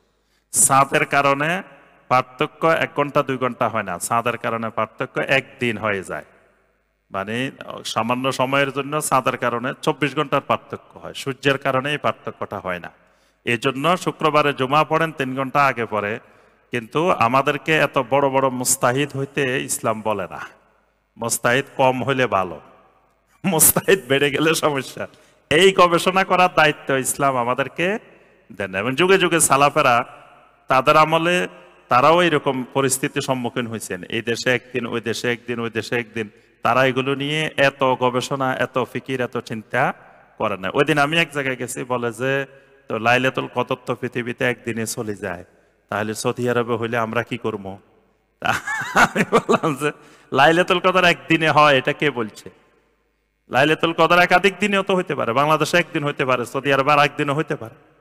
আল্লাহ পাকে লাইলাতুল কদর একদিনে শেষ করে দিব এই কথা বলে দিছে কোন জায়গায়, যে একদিনে দিয়ে দিছি, যারা পারো তারা পাইলে, যারা পাও নাই পাইবা না। আর আল্লাহ পাক তো এরকম বলেন না, একাধিক দিনেও হইতে পারে। অর্থাৎ মানুষের মাথায় এই চিন্তাগুলো নিয়ে বেহুদা সময় নষ্ট করতেছে। বেহুদা মানে কত বিজ্ঞান, কত সায়েন্স, কত যুক্তি, আরে আল্লাহ রাত দিন গবেষণা, খালি একই দিনে সিয়াম, একই দিনে সিয়াম। মনে হয় যে এটা দিনের একটা মৌলিক, যে মানুষ সব ইমান হারা হয়ে যেতেছে, যে একাধিক দিনে করার কারণে এইরকম বিষয় মনে করেছে। কেউ কেউ সারা জীবনটা কাটাই দিতেছে খালি এই গবেষণা নিয়ে, এই ফিকির নিয়ে, অথচ এটা কোনো জরুরি শরীরী কোনো গবেষণা নয়। এই গবেষণার কোনো প্রয়োজন নাই। এই গবেষণার সমাধান যুগে যুগে আহলুল আলেমেরা দিয়ে গেছেন। শাইখ সালেহ আল উসাইমিন রাহিমাহুল্লাহ তিনি এই বিষয়ে বিস্তারিত আলোচনা করেছেন যে একাধিক দিনে সিয়াম আর একদিনের সিয়াম। তিনি বলছেন যে ইমাম আহমদ বিন হাম্বল রাহিমাহুল্লাহ তিনি একই দিনে সিয়ামের ব্যাপারে দলিল পেশ করেছেন, মতামত ব্যক্ত করেছেন। মানে যেখানে পৃথিবীর কোনো এক জায়গায় চাঁদ দেখা গেলে সেখানে যদি যতদূর খবর পাবে তাদের সবাই সিয়াম পালন করবে। এটাই ইমাম আহমদ বিন হাম্বল সহ অসংখ্য ইমামের মত আছে। আবার শাইখুল ইসলাম ইবনে তাইমিয়া রাহমাহুল্লাহ সহ অসংখ্য আলেমের মত হলো না, একাধিক দিনে রাখবে। যেখানে যেদিন চাঁদ উদয় হবে সেখানে সেই দিন সেই অঞ্চলে সেই এলাকায় রাখবে। তো ইমাম সালেহ আল উসাইমিন রাহমাহুল্লাহ বলছেন দুইটা মতেই সঠিক, দুইটা মতেই সঠিক। তবে যেই মতটি যেই দেশ আমল করবে, কারণ এটা ব্যক্তিগত ইবাদত না, এটা সামষ্টিক ইবাদত, সামাজিক ইবাদত। এটা আমি ব্যক্তি মনে চাইলেও করলাম এরকম ইবাদত না। এই কারণে এটা রাষ্ট্রের সাথে সমাজের সাথে সম্পৃক্ত। রাষ্ট্র যেই মতটা গ্রহণ করবে সমাজের সবাই সেই মত অনুযায়ী আমল করবে। রাষ্ট্রে যদি একাধিক দিনেরটা গ্রহণ করে তাহলে সমাজের সবাই ওইটাই আমল করবে। ওখানে ওই একই দিনে করতে গিয়ে বিশৃঙ্খলা সৃষ্টি করা যাবে না। আর রাষ্ট্র যদি বলে যে সারা পৃথিবীতে একদিনেই করার নীতি গ্রহণ করে, সেটাও সহি, তখন সেটাকেই গ্রহণ করবে। যেমন মালয়েশিয়া, ইন্দোনেশিয়া, ওইসব দেশ কিন্তু তাদের রাষ্ট্রীয়ভাবেই তারা আপনার সিদ্ধান্ত নিয়েছে যে পৃথিবীর যে কোনো এক জায়গায় চাঁদ দেখা গেলে আমরা সেই অনুযায়ী করব, বাস সেখানে সবাই ওই অনুযায়ী আমল করবে। আমাদের দেশে সিদ্ধান্ত নিয়েছে ইসলামিক ফাউন্ডেশন যে আমাদের এই অঞ্চলে যখন চাঁদ দেখা যাবে তখন আমরা করব। এটা বিশুদ্ধ। বিশুদ্ধ একটা মত, বিশুদ্ধ আমল থাকতে আরেকটা মত এনে বিশৃঙ্খলা সৃষ্টি করা এটা শরীয়তে জায়েজ নেই। এজন্য আপনার এই বিষয়টা অনেক আগেই সমাধান আহলুল আলেমেরা দিয়ে দিছেন। আর নতুন করে করে আমাদের মুস্তাহিদ হওয়ার প্রয়োজন নাই। আমরা যারা জীবনে অনেক ফরজ সালাত পড়তে পারি নাই, তারা যদি রমাদানে বেশি বেশি নফল সালাত অর্থাৎ তারাবি 20 রাকাত, জামাতে তাহাজ্জুদ 8 রাকাত কম বেশি পড়ি, সেটা জায়েজ হবে কিনা? আপনি সারা জীবন নামাজ পড়তে পারেন নাই, তার সাথে তারাবির কি সম্পর্ক? তবে তারাবির ব্যাপারে আমরা যেটা মনে করি কোরআন সুন্নাহর আলোকে যেটাকে সবচেয়ে বিশুদ্ধ মত মনে করি, যেটা শাইখুল ইসলাম ইবনে তাইমিয়া রাহমাহুল্লাহ, ইমাম ইবনুল কাইয়িম রাহমাহুল্লাহ, শাইখ বিন বাজ, উসাইমিন, আলবানী রাহমাহুল্লাহ, অসংখ্য আহলুল ইলম যে মতটি ব্যক্ত করেছেন সেটি হলো সলাতুত তারাবি কোন সুনির্দিষ্ট রাকাতের মধ্যে সীমাবদ্ধ না। সলাতুত তারাবি 8 রাকাত, 20 রাকাত, 40 রাকাতের মধ্যে সীমাবদ্ধ না। কেউ চাইলে এর থেকে বেশিও পড়তে পারে, চাইলে কমও পড়তে পারে। এটা প্রত্যেকের ব্যক্তির উপরে নির্ভর করবে। ব্যক্তি কতটুকু পারে, কতটুকু সামর্থ্য আছে, কয় ঘন্টা সলাত আদায় করতে পারে সেই অনুযায়ী আদায় করবে। ইমাম মালিক রাহিমাহুল্লাহ মুয়াত্তা ইমাম মালিকের মধ্যে একসাথে দুইটা হাদিস আনছেন, একটা 8 রাকাতের, একটা 20 রাকাতের। দুইটা হাদিস আছে দেখবেন যে মুয়াত্তা ইমাম মালিকের মধ্যে পাশাপাশি একসাথে। কিন্তু ইমাম মালিক রাহিমাহুল্লাহ ইমামতি করতেন 36 রাকাতের। তো উনি হাদিস বর্ণনা করলেন 8 আর 20, আমল করছেন কিসের? 36। তো উনি হাদিস বর্ণনা করছেন একটা, আমল করছেন আরেকটা। তাহলে ঘটনা কিরকম মনে হয় না? তার অর্থ হইলো ওই যুগে যুগে আহলুল ইলমেরা এটাই মনে করতেন যে এটা 8, 20, 30, 40-এর মধ্যে সীমাবদ্ধ না। এটা এশার পর থেকে ফজরের আগ পর্যন্ত যে যত রাকাত পড়তে পারে। রমাদান মাসে কোরআন মাজিদ অর্থ সহ বুঝে পড়লে সময় বেশি লাগে, অন্যদিকে শুধু কোরআন মাজিদ পড়লে বেশি তেলাওয়াত করা যায়। কোনটি আমল করলে উত্তম হবে? কোরআনে কারিম তেলাওয়াত করা এটাও ফজিলতের কাজ, এটাও সওয়াবের কাজ, কিন্তু অনেকে খতম দেওয়াটাকে জরুরি মনে করে, এই জন্য খতমের জন্য খালি তেলাওয়াত করে। কিন্তু খতমের চাইতেও জরুরি কোরআন বুঝা, কোরআন জানা। কারণ কোরআন জানার জন্য, তাদাব্বুরের জন্য কোরআন নাজিল হয়েছে। আল্লাহ পাক বলেন কিতাবুন আনজালনাহু ইলাইকা মুবারাকুন লিয়াদাব্বারু আয়াতিহি। কোরআন তাদাব্বুর করার জন্য, বুঝার জন্য কোরআন নাজিল হয়েছে। এজন্য বুঝার জন্য আপনি 5 আয়াত যদি অর্থ তাফসীর সহ পড়েন, ওই 1000 আয়াত তেলাওয়াতের চাইতে এটা অনেক গুণোত্তম। এর মধ্যে তেলাওয়াতও হয়েছে, এলেম চর্চাও হয়েছে, জ্ঞান শিখছেন, 2 ফজিলত। আমাদের এলাকায় এক মসজিদে 20 রাকাত তারাবি হয়, অন্য এক মসজিদে 8 রাকাত হয়। দুই মসজিদে ধীরস্থিরভাবে কেরাত পড়া হয়। সুন্নতের আলোকে কোনটি আদায় করা উত্তম হবে? এরকম হলে আপনি যেখানে 8 রাকাত হয় সেখানে আদায় করার চেষ্টা করবেন, যেহেতু 8 রাকাতের ব্যাপারে শক্তিশালী অনেকগুলো দলিল পাওয়া যায়। আর 20 রাকাত যেখানে হয় সেখানেও আপনি আদায় করতে পারেন, যদি মনে করেন যে আপনার রুকু ঠিক মতো হয়, সাজদা ঠিক মতো হয়, তারপরে আপনার এই তালাওয়াত গুলো স্পষ্ট তাসবিদ সহকারে হয়, তাহলে আদায় করতে অসুবিধা নেই। শাইখুল ইসলাম ইমাম ইবনে তাইমিয়া আহলুস সুন্নাহ ওয়াল জামাতের অনুসারী হওয়া সত্ত্বেও কেন সুফিদের প্রশংসা করেছিলেন? বলেছিলেন তারা হলো উচ্চ স্তরের ইমানদার। শাইখুল ইসলাম ইবনে তাইমিয়া রাহমাহুল্লাহ এইভাবে উচ্চ স্তরের ইমানদার সুফিদেরকে বলেন নাই। এরকম বর্ণনা শাইখুল ইসলাম ইবনে তাইমিয়া রাহমাহুল্লাহর ব্যাপারে মিথ্যা কথা। উচ্চ স্তরের ইমানদার যদি সুফিরা হয়, তাহলে শাইখুল ইসলাম ইবনে তাইমিয়া সুফি হইল না কেন? তিনি তো সবার আগে সুফি হওয়ার কথা। তিনি কি চায় নাই উচ্চ স্তরের ইমানদার হইতে? উনি কি নিম্ন স্তরের ইমানদার হইতে চাইছে? তো উনি যদি বিশ্বাস করেন যে সুফিরাই উচ্চ স্তরের ইমানদার, তাহলে তো উনি সুফি হবে। আমি যদি মনে করি যে সুফিরাই উচ্চ স্তরের ইমানদার, তা আমি সুফি হমু, সুফি ডক্টর ইমাম হোসেন। আমি বিশ্বাস করি একটা, হমু না কেন ওইটা? তাহলে আমি এই শাইখুল ইসলাম ইবনে তাইমিয়া রাহমাহুল্লাহর নামে যেগুলো বলা হয় এটা মিথ্যা কথা। উনি এটা মনে করেন না, বরং উনি সুফিবাদের সমস্ত ভ্রান্ত আকীদা সম্পর্কে উনি উম্মতকে সতর্ক করছেন। বিশাল আকারের লেখনী বই পুস্তক রচনা করছেন।